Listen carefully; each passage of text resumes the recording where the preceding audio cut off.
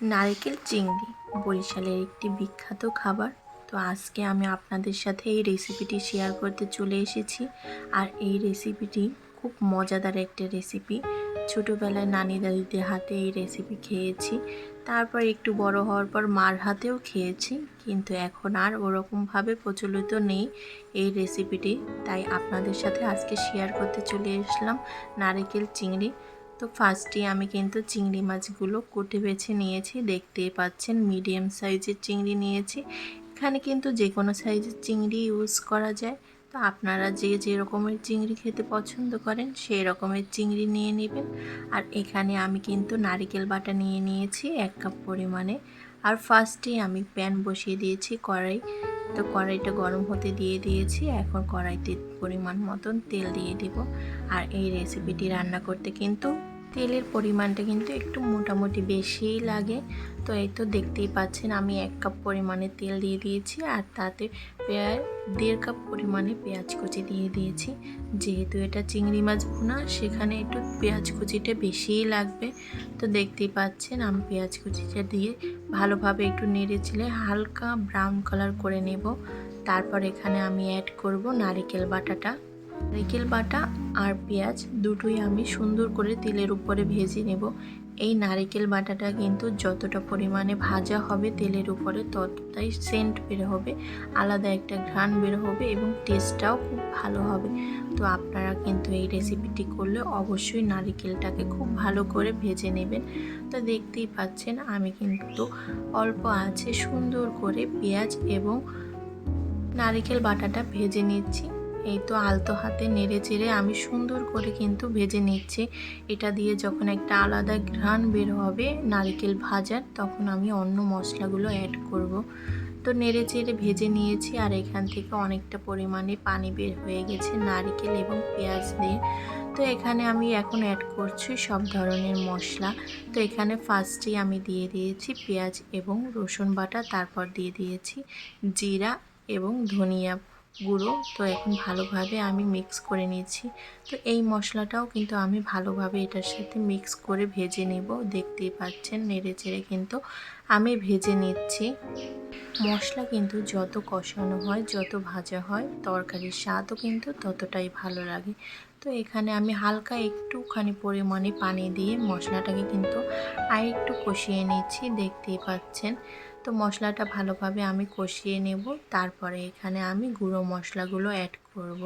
তো দেখতেই পাচ্ছেন মশলাটা কিন্তু আমার কষানো হয়ে গেছে, তেল ছেড়ে দিয়েছে। এখন আমি গুঁড়ো মশলাগুলো অ্যাড করছি একে একে। এখানে দিয়ে দিয়েছি স্বাদ অনুযায়ী লবণ, হলুদ এবং মরিচ। মরিচ আপনারা যে রকমের পছন্দ করেন সেই অনুযায়ী দিতে পারেন। তো এটা একটু হালকা, মানে বেশি না কমও না, মোটামুটি ঝাল হলে কিন্তু খুব ভালো লাগে। তো আমি মরিচের পরিমাণটা 2 চামচ পরিমাণে দিয়েছি। আপনারা কম বেশি যে রকমের চান দিতে পারেন। তো মশলাটা আমি ভালোভাবে মিক্স করে একটু নেড়েচেড়ে নিয়েছি। তারপর এখানে এখন আমি পরিমাণ মতন পানি দেব। পানি দিয়ে কিন্তু নেড়েচেড়ে ভালোভাবে আমি কষিয়ে নেব। যেহেতু এখানে হলুদ এবং মরিচের গুঁড়োটা দেওয়া হয়েছে, এটার একটা আলাদা স্মেল থাকে, যার জন্য ভালোভাবে এখন আমি কষিয়ে নিচ্ছি। তো আমার মশলা থেকে কিন্তু অনেকটা পরিমাণে তেল ছেড়ে দিয়েছে, মানে ভাজা ভাজা হয়ে গেছে।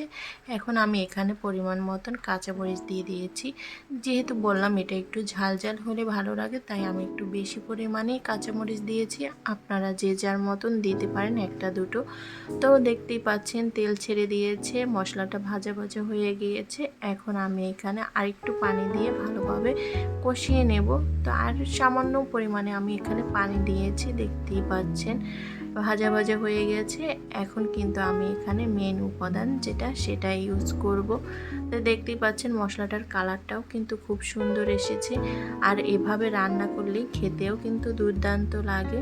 তো এখন আমি এখানে চিংড়ি মাছগুলো অ্যাড করব। আপনারা চাইলে কিন্তু চিংড়ি মাছগুলো আগে তেলেও ভেজে নিতে পারেন, কিন্তু আমি আমার মায়ের হাতের রান্না এভাবে দেখেছি, যার জন্য আপনাদের সাথে সেই অথেন্টিক রেসিপিটাই শেয়ার করছি। কারণ আগের দিনের মানুষ কিন্তু ওরকমভাবে ভাজা পোড়া বা ওরকমভাবে কোনো রান্না করতো না। তারা যত সিম্পল পারতো তত সিম্পল ওয়েতে রান্না করতো, আর খেতেও কিন্তু দারুণ লাগতো।